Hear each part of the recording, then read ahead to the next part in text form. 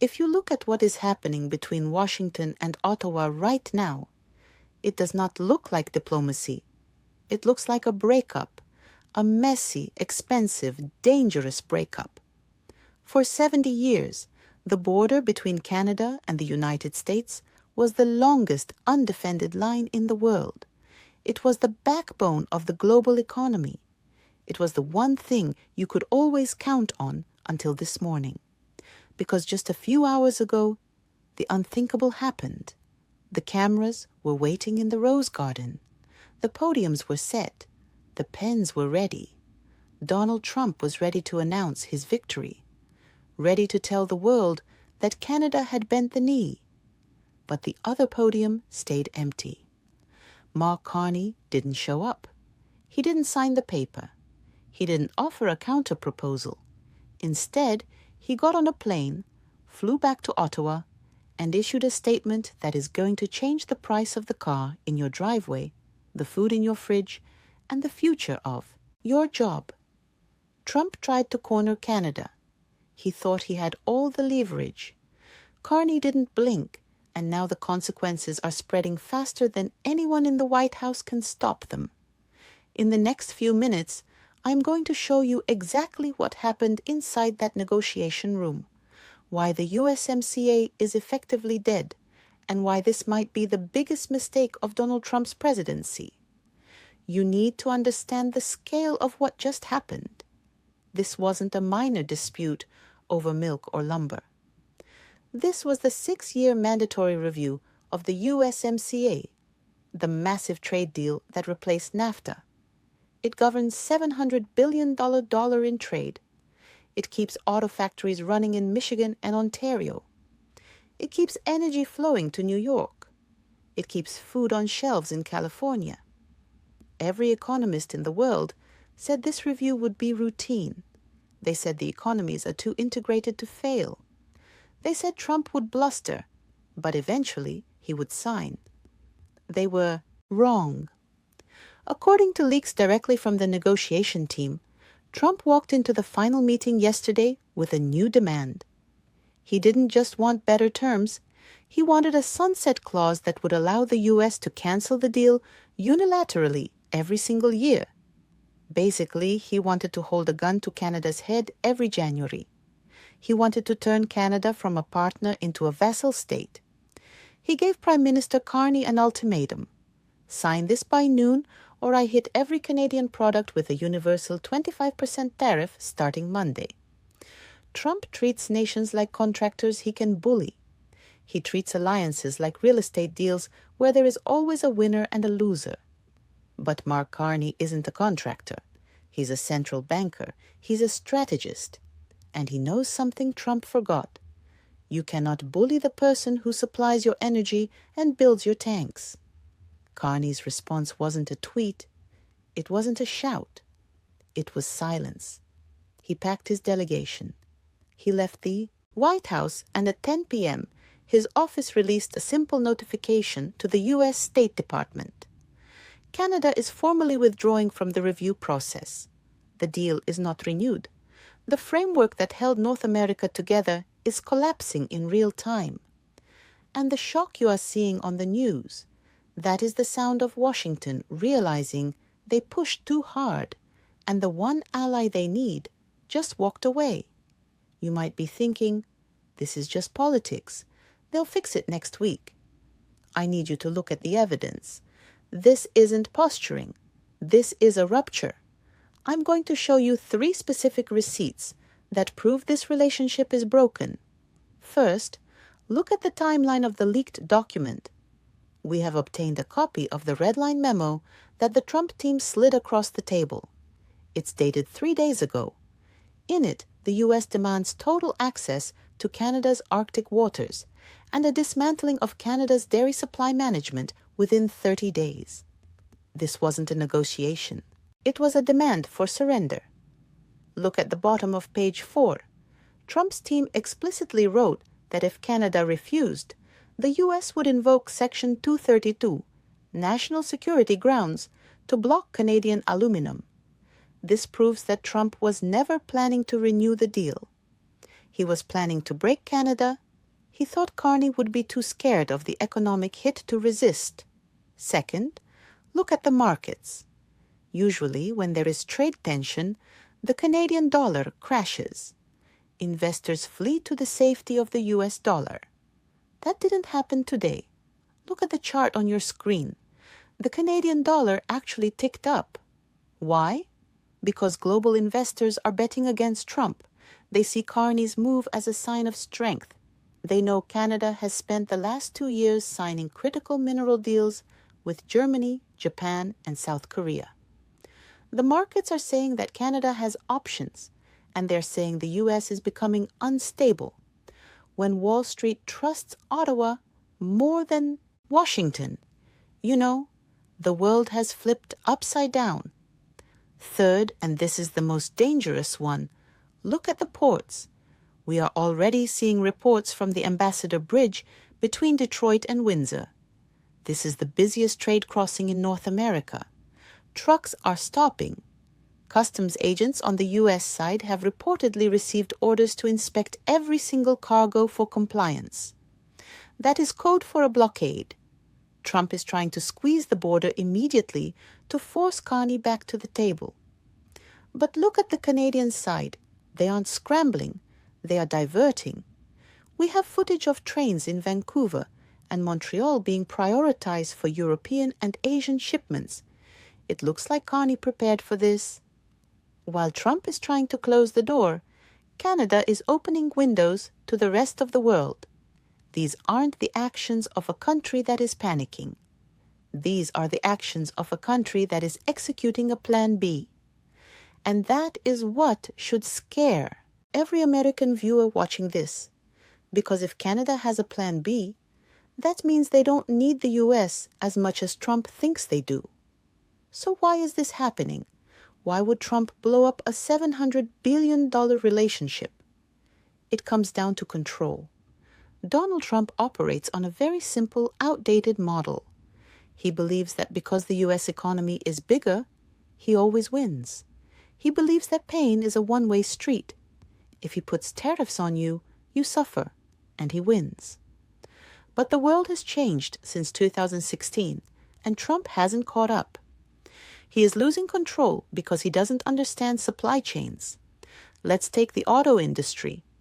A single car part crosses the US-Canada border 7 times before the car is finished. 7 times. If you put a tariff on that part, or if you slow it down at the border, you don't just hurt Canada, you shut down assembly lines in Ohio, Tennessee, and Kentucky. Trump thinks he is punishing Carney. But right now, auto executives in Detroit are blowing up the phones in the White House. They are telling Trump that if this USMCA collapse lasts for a week, they will have to lay off 50,000 American workers. He is trapped by his own aggression. If he backs down now, he looks weak. He looks like Carney defeated him. If he doubles down and closes the border, he crashes the U.S. economy. You can see the panic in his latest tweets. An hour ago, he tweeted, "Canada is treating us very badly, very unfair. We will charge them big tariffs." That is not the sound of a master negotiator. That is the sound of a man who just realized he pulled the pin on a grenade and forgot to throw it. He is also losing control of the narrative. For years, Trump could say, "America first," and his base would cheer. But America first doesn't work when gas prices spike because Canadian crude oil gets taxed. Canada supplies more than half of the oil the U.S. imports. Heavy crude, the stuff U.S. refineries rely on. If Carney decides to play hardball, if he decides to restrict pipeline flows or add an export tax, the price of gas in Pennsylvania and Wisconsin goes up overnight. Trump is fighting a trade war from the 1980s. He thinks it's about steel and lumber. He doesn't realize he is fighting a war against the country that powers his grid and fuels his cars. He escalates with threats. The world responds with math, and the math is not on Trump's side. Now look at Mark Carney. This is the contrast that matters. If Justin Trudeau was still in charge, we might be seeing an apology tour. We might be seeing emotional speeches about friendship. Carney is different. He is a former central banker. He ran the Bank of England. He ran the Bank of Canada. He sits in rooms with the people who actually own the world's debt. He doesn't fight like Trump. He doesn't yell. He calculates. Carney's strategy is what experts call strategic decoupling. He knew Trump would eventually do this. He knew the U.S. was becoming an unreliable partner. So for the last 2 years, he has been quietly building a fortress. He didn't just say no to Trump today. He said no because he had a safety net ready. Notice what Carney did last month. He signed a massive critical mineral security pact with the European Union. He secured long-term energy contracts with Japan. He is pivoting Canada away from being a U.S. dependent and turning it into a global energy superpower. Carney understands something Trump does not. Scarcity creates power. The world is starving for uranium, potash, fresh water, and rare earth metals. Canada has all of them. The U.S. needs them. By walking away from the table, Carney is sending a message to the global markets. We are open for business, but the price just went up. He is using the systems that Trump hates, alliances, international law, and global markets to box Trump in. It is a high-stakes gamble. It is incredibly risky. If the U.S. border closes tight, Canada will hurt. There is no denying that. But Carney is betting that the U.S. will hurt more.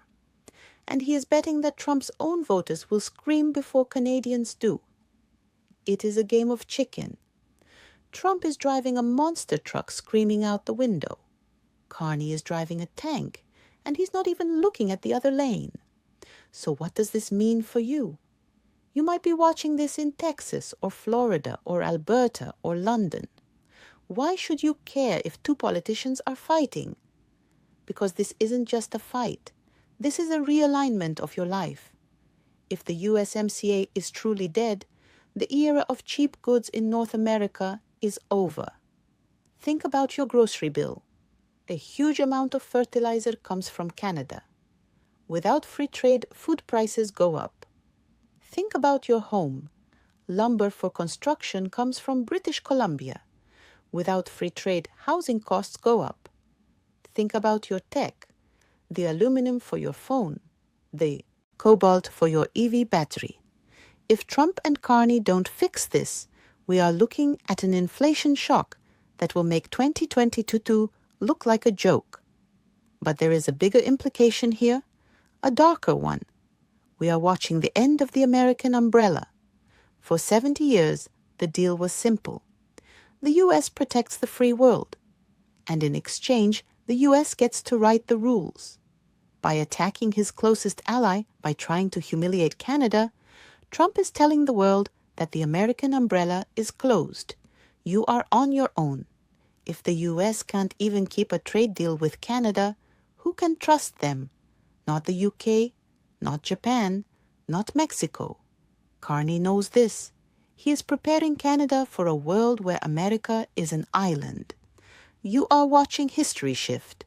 You are watching the moment where the North American bloc shattered into two separate pieces. One piece is angry, isolated, and unpredictable. The other piece is quiet, resource-rich, and looking for new friends. And you are stuck right in the middle. There was a moment today that really captured it.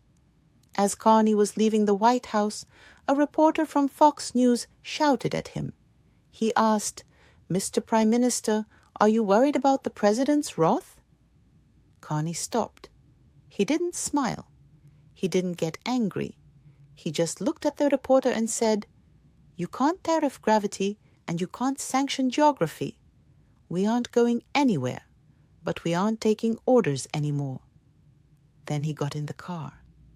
That is the difference. One man wants applause. The other man knows he holds the map.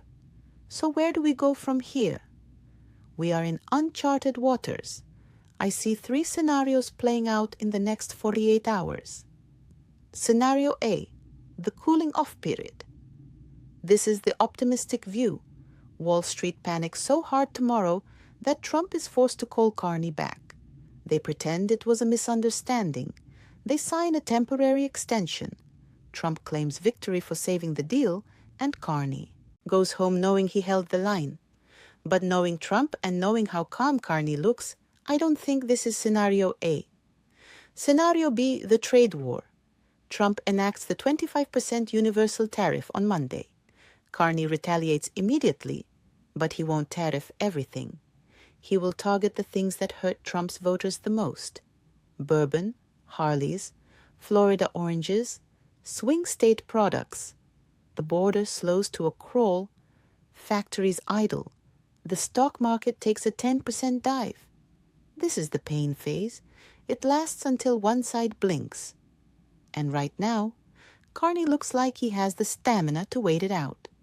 Scenario C, the full breakup. This is the nightmare scenario. Trump declares a national emergency. He seizes assets or freezes accounts. Carney responds by cutting energy exports or redirecting them entirely.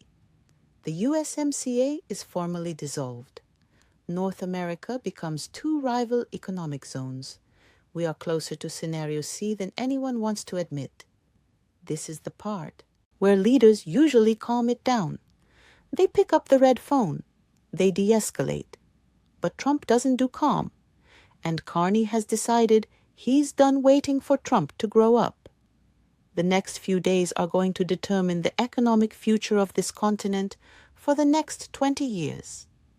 We are watching a poker game with the highest stakes imaginable. Trump went Allen on a bluff. Carney called it. And now we are all waiting to see the cards. I want to know what you think. Is Mark Carney protecting Canada? Or is he playing a dangerous game with a superpower? Is Trump finally going to learn that he can't bully everyone? Or is he about to burn the house down because he didn't get his way? Drop your take in the comments below. I read them all. And if you want to know what happens when the markets open tomorrow, because believe me, it's going to be chaos, make sure you subscribe and hit that bell. You do not want to miss the next update. History is moving fast. Don't get left behind. I'll see you in the